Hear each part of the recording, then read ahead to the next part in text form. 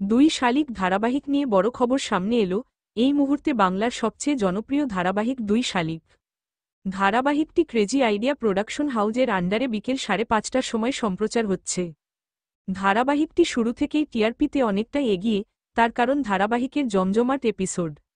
ধারাবাহিকের casting, presentation, VGF সবকিছুই দুর্দান্ত। ধারাবাহিকের প্রত্যেকটা পর্বই বেশ জমজমাট হয়ে থাকে, যার কারণেই টিআরপিতে অনেকটাই এগিয়ে দুই শালিক।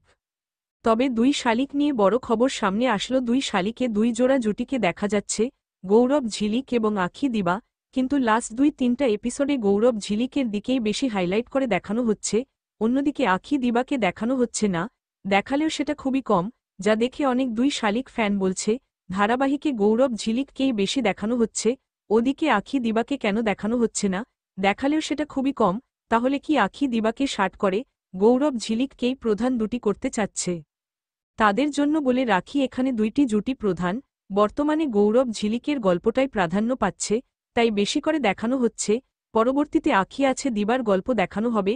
এখানে কোনো জুটি নেই, দুইটি প্রধান জুটি। পরবর্তীতে দুইটি জুটিকেই সমানভাবে দেখানো হবে, আখি দিবা নাকি গৌরব ঝিলিক।